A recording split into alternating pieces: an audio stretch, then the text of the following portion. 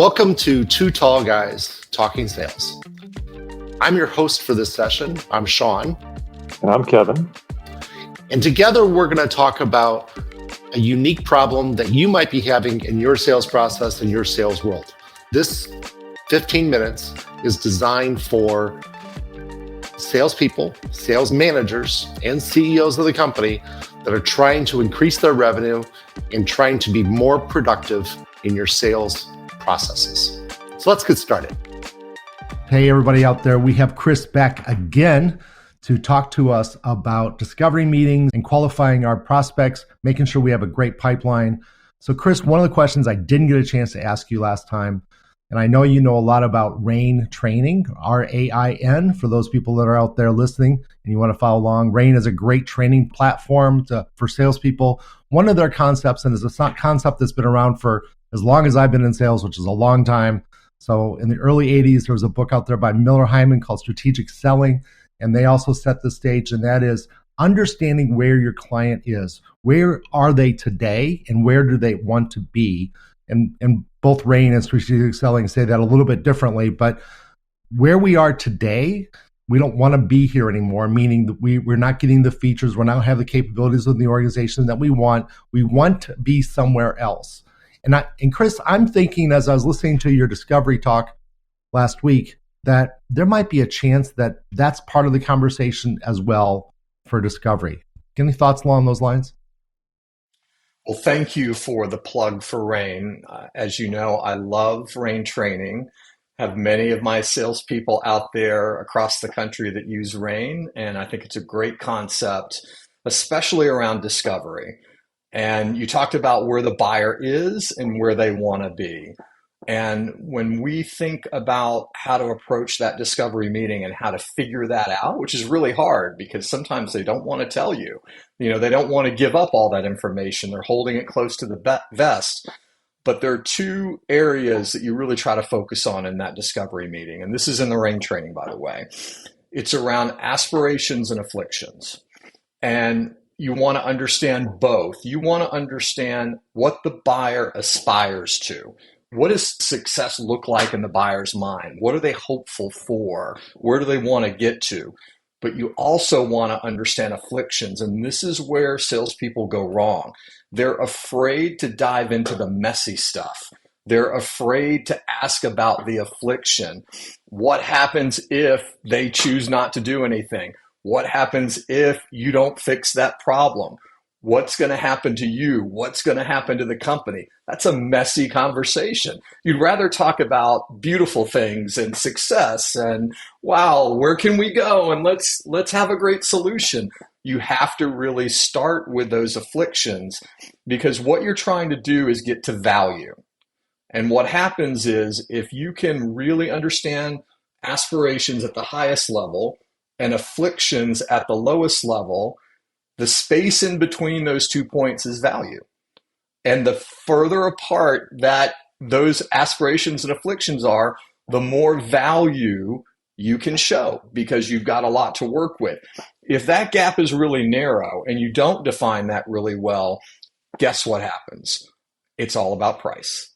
It's all about give me the cheapest deal because there's low value here. I know I need to do something, but I need a cheap version of something because there's not a lot of value here. So you'll have to cut your price. You'll have to reduce your margin, which no business owner wants to do. No salesperson wants to do. So you really do need to dig a little bit on aspirations and afflictions. Fantastic. So I love that you're tying the gap analysis because as salespeople, we need to be thinking about that gap because it's the where do I fit into this business as a solution. Because if I don't have a solution that fits, I'm trying to push stuff they don't need, i.e. commission breath. But where does that show up in a pipeline, right? So we've talked about discovery, we've talked about having great questions, and we've talked about having the gap analysis and keeping it simple. When you're meeting a sales team, maybe for the first time, maybe you're helping them grow, how are you helping them rationalize or figure out how good their pipeline is? It starts with the CRM. It starts with where are they capturing the data? How good is your technology? We live in a world of data and technology. And it really doesn't matter what you sell. You have to use technology, and you have to capture data. In any good sales organization, it does not matter whether it's a product or service, doesn't matter whether it's simple or complex, you've got to have the right data. And I'm not here to plug any CRM, I'm just here to plug that you need a CRM. You really need some type of technology. And so the first thing I do when I'm working with a new sales manager or a new owner is I take a look at their CRM, how they're using it, and what I would call the quality of data. And I can tell pretty quickly whether that data is high quality or low quality. And it's all around the details. It's all around the notes. It's all around the numbers. It's all around the level of sophistication that you have in that CRM and what you're actually capturing and maybe what you're not capturing. So for instance, we talked about discovery. So what I'm going to want to do is I'm going to want to take a look at their CRM and what did they document from the discovery meeting? And how does that tie back to the proposal? I want to see clear linkage in what they captured in discovery and what they have in the proposal. And that proposal should be attached in CRM so I can look at the discovery notes, I can look at the proposal and compare the two and see if there's a really strong connection and whether they really did a good job of uncovering all the needs that they needed to. But it's in the level of detail and the notes that they have from the meetings that they conduct. I really appreciate that. You actually moved this into a CRM kind of conversation, since there are still companies out there that don't use a CRM, or if they do use a CRM, they don't use it well. They don't use it throughout their company. And so I appreciate that you kind of reinforce that message. That's awesome. So when you're working with your salesperson, and let's just say they are a relatively young, relatively new salesperson in the organization that you're helping, do you do anything special in the training of that salesperson? I'm wondering about role plays. I love to do role plays with my customers, with my salespeople, and help them kind of practice to get better, right? Practice makes easy, I think, is a statement that Kevin likes to say. So practice to make easy for asking discovery questions, asking those business-related questions. Curious how you do that, and if you do that, if you think that's a valuable way to teach making a better discovery session happen. I do. I love role plays. I want to make sure that salesperson first understands the sales process and understands what they should be doing. So let's back up a step. Let's make sure we've got a great sales process. Let's make sure that we've trained on that sales process, including the CRM that we just talked about. Once we do that, then I think when you're going into a discovery meeting and it's really important that you capture the right information, you should do a role play. And what I typically do is I'll play the role of the buyer, and I'll have the salesperson play their role, and we'll do a mock discovery meeting. And I'm going to see, does the salesperson listen? Do they have active listening skills? Can they get that second and third question to me so that I can give them more information? Or are they just basically scratching the surface and not really capturing what they need? And then if I throw a curveball to them as a buyer, how well do they react to that curveball? Because we all get curveballs in those meetings. We all get a question that we're not prepared for, or a statement or something that throws us off balance. And I want to make sure that the salesperson has rehearsed some of those things and has gotten comfortable in a dynamic situation so that they can think on their feet. Because it doesn't always go the way that you write the script. Sometimes things go a little sideways. Sometimes you walk in the meeting and there's somebody else in the meeting that you didn't even invite, right? That's happened before. You're like, wow, who's this person? And why are they here? So you've got to be prepared for those things. And I think doing a role play is really important. You can do a role play for discovery, and definitely want to do a role play for the proposal review. And I'm going to have one more plug for one of the cardinal sins of sales that I want everybody listening not to do if they can avoid it. Do not email a proposal and then wait for a response. You need to have a meeting to review the proposal so that they can ask questions, so that you can make sure you have everything covered, so that you can continue to discover new things. But if you just send that proposal out without a meeting booked and without a review, you're definitely setting yourself up for failure there as well. you could probably host a 8-hour lecture series on that one topic by itself. Don't do this, please, for the love of Pete, don't do this.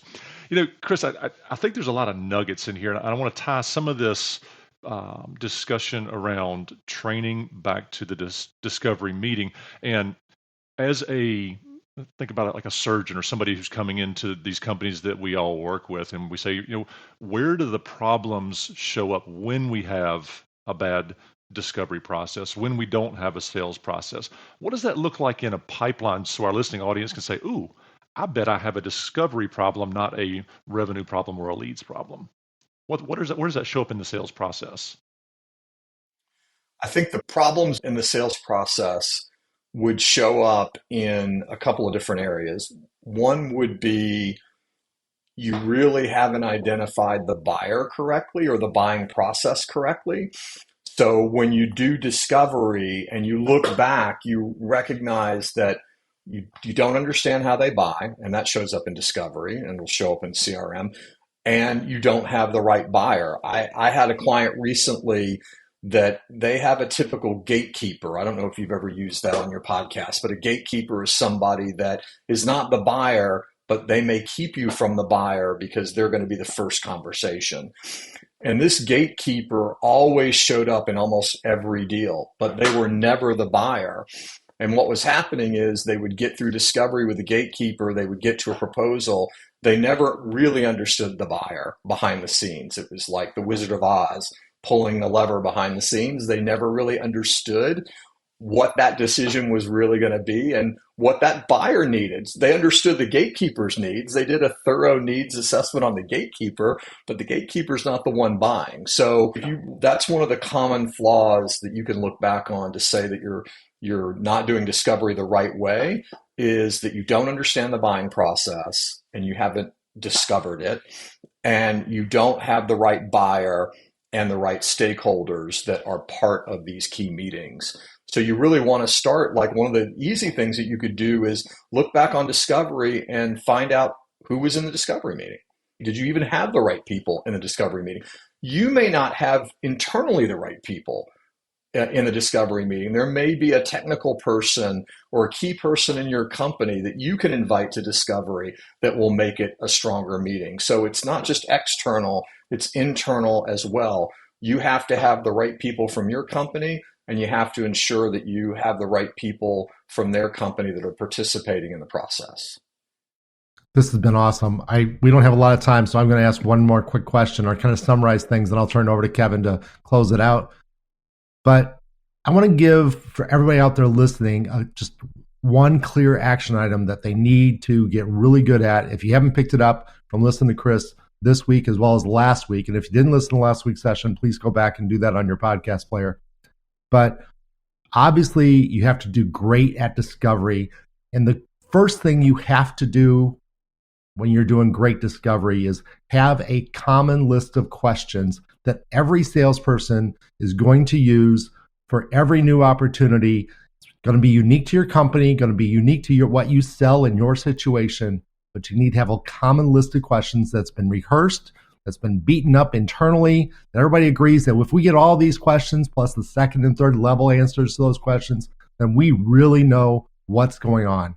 And so everybody out there in listener land, right now, today, tomorrow morning, when you get back to work, if you're listening to this as you're driving home tonight, write down a list of questions and then show it around to your peers, show it around to everybody else in your company, and start really building out a solid list of questions. Put those questions into your CRM as a template. If you can do that, if not, use Microsoft Word or Google Docs, whatever you like, and create that template and make that happen. So I'm going to end my rant here a little bit, get off my soapbox, turn it over to Kevin. Kevin, any other final thoughts? My final thoughts are really gratitude. Chris, you are a mountain of information, knowledge, insight. I've seen you, in your craft as a sales leader in a fractional. I'd love to share with the audience, how can they get in touch with you? And what's one nugget you'd like for them to take away as of today? So Chris, how can they get in touch with you? Where can they find you? And take us home. Great. Well, the easiest way to reach me is on LinkedIn. I'm Chris Cocca, Cocca, on LinkedIn, and my company is Chris Cocca Sales. My website is chriscoccasales.com. So you can always reach out through my website, or you can reach out to me on LinkedIn. And happy to hear from you directly. Happy to start a conversation, answer a question. I love working with business owners and sales leaders and helping them figure out how to do better in the sales world, including discovery. And I'm happy to be a resource for anybody that needs me. And then I guess on the one nugget, I would say discovery is the one area that if you improve, you will improve your close rate, you will grow faster, and you will build and scale a sales team in a way that you can't imagine. And it truly is a competitive advantage. If you have a sales team that is excellent at discovery, you have a competitive advantage. So if you really want to lean in on training and process and coaching, do it around discovery. Fantastic. Folks out there, hit rewind. Listen to that last 2 minutes again. That is jam-packed with value. So with that, thank you for your time. Chris, thank you for your time. Thank you for being on Two Tall Guys Talking Sale, and we'll see you all next week. And that's a wrap. Thanks again for joining Kevin and Sean on Two Tall Guys Talking Sales. Tune in every Tuesday, or when our podcast drops every Tuesday at 4:30, wherever you consume your podcast. And don't miss our monthly CEO workshop, where we unpack some of the big CEO questions facing your business. Until next time, we're looking forward to seeing you. Happy selling.